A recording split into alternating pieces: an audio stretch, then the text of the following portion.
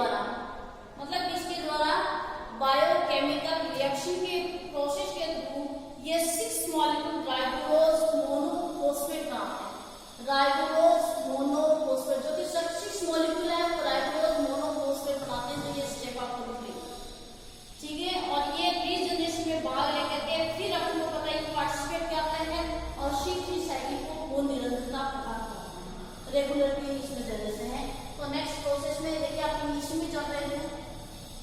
हाँ, उसके देखिए 12 मॉलिक्यूल है, इसके 3 फॉस्फोग्लिसराइड है, इसके 3 फॉस्फोग्लिसराइड है, 3 फॉस्फोग्लिसराइड,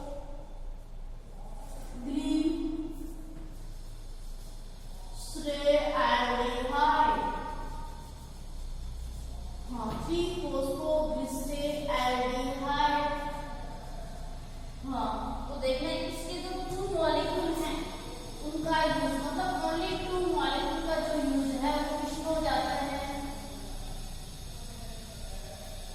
2 मॉलिक्यूल है वो ग्लूकोज फॉर्मेशन हो जाता है।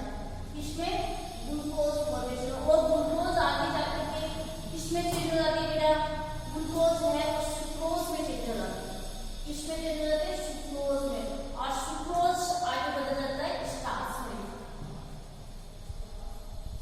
ठीक है, ये प्रोसेस चलते हैं 2 मॉलिक्यूल्स में, लेकिन ग्लूकोज से सुक्रोज और सुक्रोज से किसमें बदल जाता है? स्टार्च में बदल जाता है। लेकिन इसको 6 जो मॉलिक्यूल हैं, अभी इसमें देखिए 6 मॉलिक्यूल को, क्योंकि 10 मॉलिक्यूल अभी बच गए जो कि C3 साइकिल को आगे भी ही कंटिन्यूटी देंगे, और कंटिन्यूटी देंगे इसमें देखिए 6 जो मॉलिक्यूल हैं वो देखिए राइबोज मोनोफॉस्फेट बनाने में हेल्प करते हैं। क्या करते हैं? राइबोज मोनोफॉस्फेट बनाने में हेल्प करते हैं। और बाकी जो 10 मॉलिक्यूल की बात आपको करने थे उसमें देखिए बायोकेमिकल रिएक्शन होगी। क्या होगी? बायोकेमिकल रिएक्शन होगी, तब देखिए नेक्स्ट प्रोडक्ट आपको मिलेगा। नेक्स्ट प्रोसेस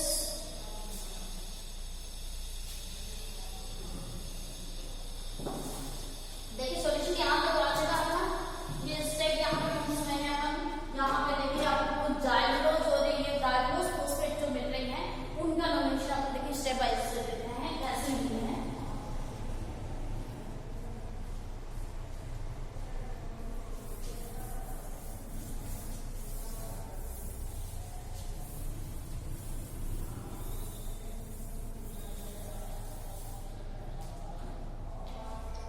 नेक्स्ट देखना, हाँ प्रोसेस से क्या यहाँ पे आपको पता है जो 6 मॉलिक्यूल देखिए यहाँ पे राइबोज और जाइलोज फॉर्मेशन हो रही है, राइबोज और एक जाइलोज। उससे पहले देखिए आपको क्या बताएंगे, जो 3 फॉस्फोग्लिसराइड जो मिल जाता है उसके 2 मॉलिक्यूल की चर्चा कर दी थी मैंने। बाकी मैंने कहा कि बायोकेमिकल रिएक्शन में देखिए इन्वॉल्व कराएंगे, तो देखना कैसे। उसमें देखिए डिफरेंट टाइप के क्या होते हैं, क्योंकि इसमें सिंथेसिस प्रोसेस हो गया। यहाँ पे 2 मॉलिक्यूल तो टूट गए थे, यहाँ पे देखिए अब सिंथेसिस हो गया। तो ये प्रोसेस कौन सी होगी? Synthesis process. सिंथेसिस प्रोसेस हो गए हेक्सोज शुगर। कैसे? हेक्सोज शुगर क्यों? इसमें 6 मॉलिक्यूल, इतने दिन कितने चल रहे थे? 12 मॉलिक्यूल चल रहे थे, लेकिन अभी कितने हैं? 6 मॉलिक्यूल हैं। तो देखना कैसे। अब अपन क्या करेंगे, इनका जो 6 मॉलिक्यूल हैं उनके लिए बात करते हैं। तो देखिए उसमें देखिए synthesis of a hexose sugar, synthesis of, next process synthesis of hexose sugar. देखिए synthesis of a hexose sugar, तो ये हेक्सोज शुगर है वो फॉस्फोटायोज आइसोमेरेज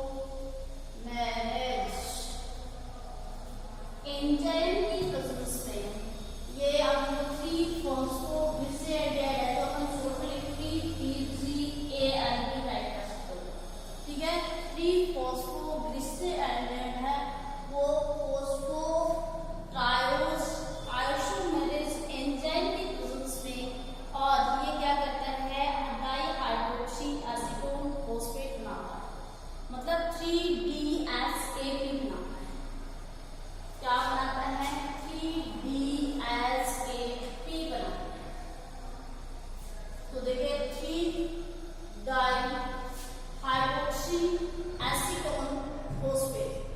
देखिए डाइहाइड्रोक्सी एसीटोन फोस्फेट बता देंगे, ठीक है। तो देखिए 3PgL फिर इसमें टूट जाएगा ये आइसोमेरेज एंजाइम की प्रेजेंस में 3DSAP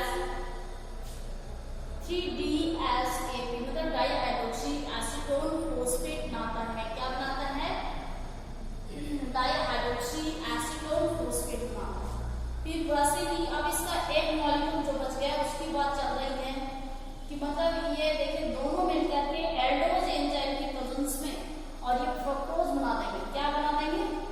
फ्रक्टोज बना देंगे। कौन कौन? 3PgL और प्लस में जो बना है वो प्रोडक्ट दोनों क्या करेंगे? एक तो PgL साथ में 3PgAl 3 phosphoglyceride plus 3 dihydroxy acetone phosphate ये मिलकर के एल्डोज एंजाइम की प्रेजेंस में एल्डोज एंजाइम की प्रेजेंस में दोनों के दोनों देखिए ऊपर ये फ्रक्टोज बना लेते हैं। मतलब शुगर कौन सी बना लेते हैं? फ्रक्टोज बना लेते हैं।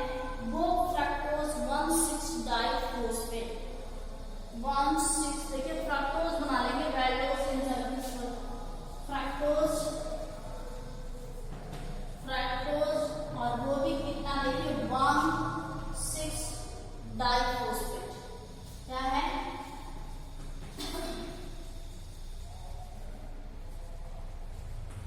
ठीक है। तो देखिए यहाँ पे फ्रक्टोज 1,6 डाइफॉस्फेट बना लेते हैं दोनों मिलकर क्या एल्डोज एंजाइम की प्रेजेंस में 3PgAl dihydroxy acetone phosphate fructose 1,6 diphosphate बना लेते हैं। नेक्स्ट बात आती है ये फ्रक्टोज ही आपकी आगे नेक्स्ट में देखिए आप इन दोनों मिक्सचर हो जाती हैं फ्रक्टोज 1,6 डाइफॉस्फेट और प्लस में देखिए आपको देखिए अभी क्या आपकी फोस्फेटेज एंजाइम है तो क्या हो जाएगा वहां पे 6 फोस्फेट बनेगा यहाँ पे। और ये जो प्रोडक्ट है ये टूटेगा, ये देखना ये फोस्फेटेज एंजाइम की प्रेजेंस में टूटेगा। कैसे? ये प्रोडक्ट आपके पास में फ्रक्टोज आ रहा है। क्या आ रहा है? फ्रक्टोज आ रहा है। देखना फ्रक्टोज यहाँ पे टोटल 1,6 डाइफॉस्फेट आ रहा था तो देखिए ये लिखेंगे हम 1,6 डाइफॉस्फेट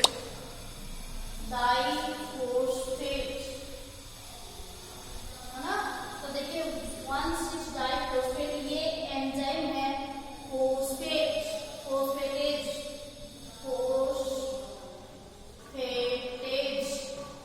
अब फोस्फेटेज एंजाइम की प्रेजेंस में फ्रक्टोज 6 फोस्फेट बनेगा। क्या बनेगा? फ्रक्टोज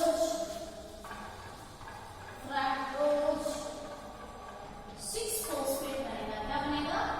फ्रक्टोज 6 फोस्फेट बनेगा। क्या बनेगा?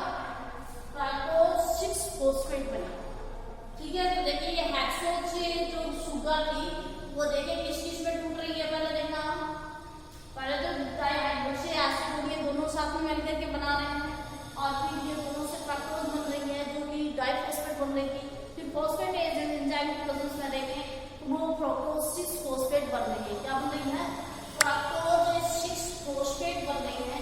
तो नेक्स्ट ये इसी आइसोमेरेज एंजाइम जो कि तोड़ने का काम करता है। अब ये फ्रक्टोज 6 फोस्फेट है आइसोमेरेज एंजाइम की प्रेजेंस में क्या होगा? क्योंकि हेक्सोज टूट रहा है ना, देखना कैसे ये फ्रक्टोज 6 फोस्फेट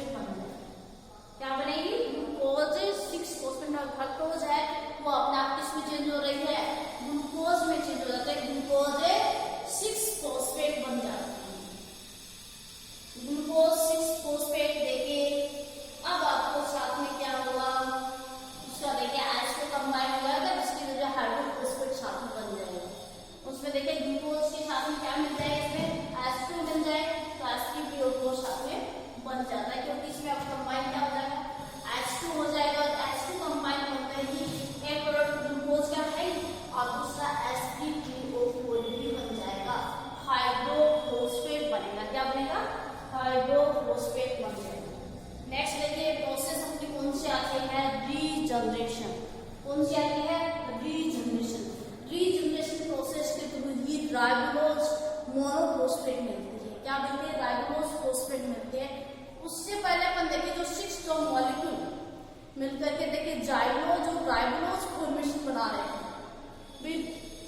यहाँ पे सूत्र कौन सी बना रहे थे? जाइलोज और राइबोलोज। लेकिन रीजनरेशन में क्या मिलता है? राइबोलोज बाइफॉस्फेट। वे राइबोलोज मिलती है हमको रीजनरेशन में। तो देखते हैं कैसे रीजनरेशन के दौरान देखिए अपन को क्या होता है।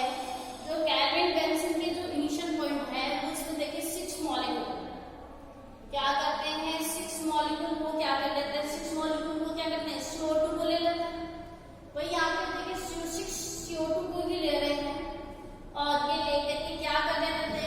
यहाँ पे 12 मॉलिक्यूल 3 PCA बना रहे हैं। मतलब 3 कार्बन युक्त 2 PCA और साथ में 12 मॉलिक्यूल कंबाइन हो रहे हैं। बिल्कुल ऐसा हो रहा है। अब देखते हैं रीजनरेशन में भी देखिए डिफरेंट टाइप्स होते हैं। वो आपने रीड कर दिया है क्योंकि आपने एंडोज एंजाइम के प्रोसेस में भी देख लिया था। फॉस्फेटेज एंजाइम के प्रोसेस में मतलब हेक्सोज को यहीं पे तोड़ दिया था। उसमें आइसोमेरेज एंजाइम भी देखा था, एंडोज एंजाइम भी था, फॉस्फेटेज एंजाइम भी था, काइनेज एंजाइम भी था। और ये तोड़ करके डिफरेंट टाइप के हेक्सोज जो शुगर अपने डिफरेंट टाइप से देखी थी कि पीजीआर था, है ना, 3 PCR है वो DHAT में चेंज हो गया था। फिर दोनों मिलकर के एंडोज एंजाइम के प्रोसेस में टूटे थे। फिर देखिए आपको फ्रक्टोज मिली थी और फ्रक्टोज 6 फॉस्फेट टूट करके किस में रहते वो ग्लूकोज में चेंज हो। देखिए पहले फ्रक्टोज 1,6 मिला, फिर 6 फॉस्फेट मिला। उसके बाद में वो फ्रक्टोज आइसोमेरेज एंजाइम के प्रोसेस में ग्लूकोज 6 फॉस्फेट में टूट जाता है और इस तरीके से अपन देखिए शुगर को तोड़ करके रीजनरेशन फॉर्मेशन राइबोलोज फॉर्मेशन मिलती है। रीजनरेशन फॉर्मेशन से ही राइबोलोज मिला था। तो देखना अब आता है राइबोज और जाइलोज दोनों मिलते हैं। राइबोलोज और देखिए एरिथ्रोज फॉस्फेट कैसे मिलता है। ये यहाँ पे आप देखिए जाइलोज और राइबोलोज फॉर्मेशन हो रही है। कौन कौन सी? जाइलोज और राइबोलोज। तो देखिए राइबोलोज 5 फॉस्फेट और जाइलोज 5 फॉस्फेट कैसे बन रहा है। उससे पहले देखिए आपको पता है कि एरिथ्रोज फॉर्मेशन होगी सीडो हेक्टोस एंड। तो देखिए उनसे आपको क्या मिलते हैं? 5 जाइलोज फॉस्फेट और 5 राइबोलोज फॉस्फेट। तो देखते हैं कैसे बनते हैं। फॉर्मेशन में आता है कि किसमें फॉस्फेट का बनना। फॉर्मेशन ऑफ राइबोज 5 फॉस्फेट और जाइलोज 5 फॉस्फेट। नेक्स्ट आती है स्टेप जो आती है वो फॉर्मेशन ऑफ नेक्स्ट आती है फॉर्मेशन ऑफ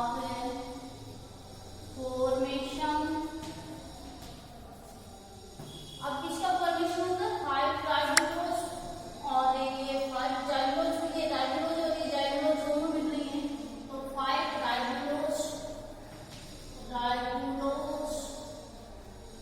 फॉस्फेट प्लस कौन सी?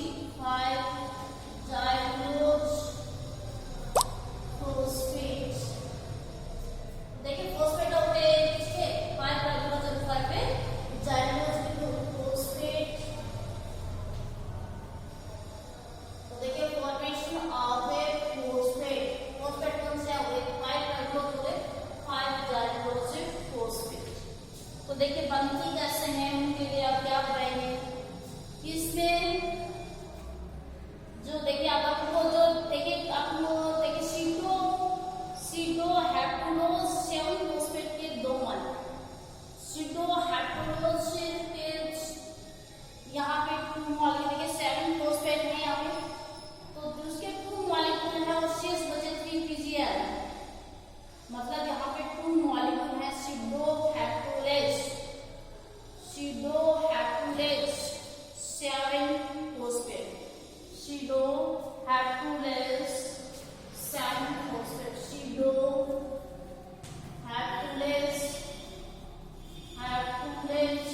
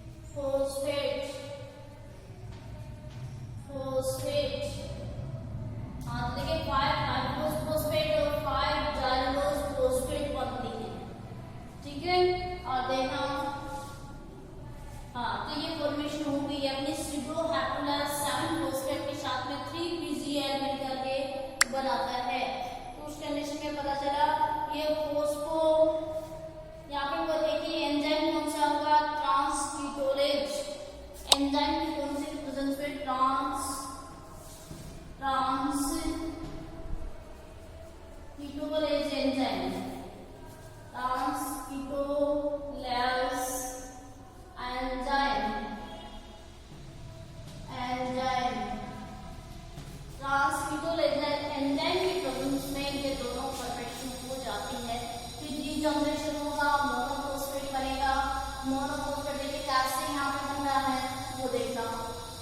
तो यहाँ पे 6 मॉलिक्यूल है, देखना 1,5 बाइफॉस्फेट, यहाँ पर 6 मॉलिक्यूल जो कि इसके दोनों में एटीपी बनता है।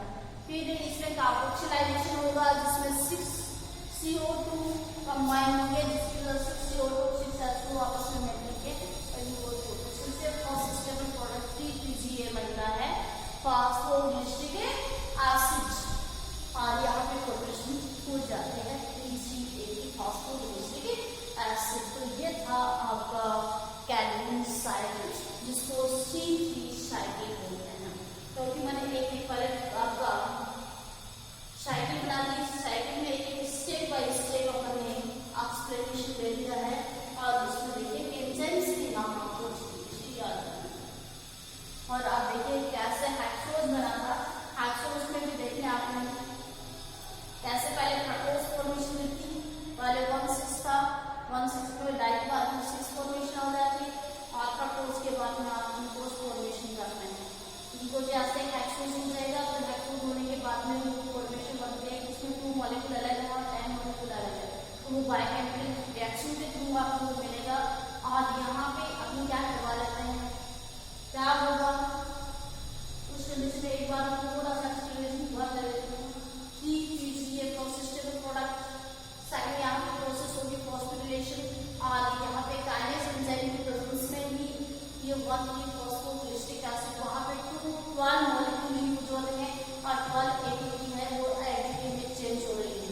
ठीक है, रिडक्शन प्रोसेस होती है, और जो रिडक्शन जो पावर है एटीपी की, वो एटीपी एसिड मिल जाते हैं, क्योंकि लाइट रिएक्शन के थ्रू मिलते हैं, जिसकी वजह से अपन को 3-फॉस्फोग्लिसरेट एल्डिहाइड बनता है। Three phosphoglycerate tyres isomers kinase enzyme की प्रेजेंस में चलता है। नेक्स्ट एक अपने वाला मॉलिक्यूल यहाँ ग्लूकोज है, विस्तार से आपको पता है कि ग्लूकोज फॉर्मेशन सुक्रेज में खुल जाती है, सुक्रेज से स्टार्च में चला जाता है। फिर यहाँ पे देखिए सुडो हाइड्रोलाइज से देखिए 7-फॉस्फेट था, उसके साथ में 3PGAL बनते हैं, और 3PGAL से अपन को ये फॉर्मेशन मिलती है। राइबोज और जाइलोज दोनों मिलती हैं, और साथ में देखिए इसका रीजनरेशन प्रोसेस होगी, तो राइबोज फॉस्फेट बनता है। अभी मोनो से बायो से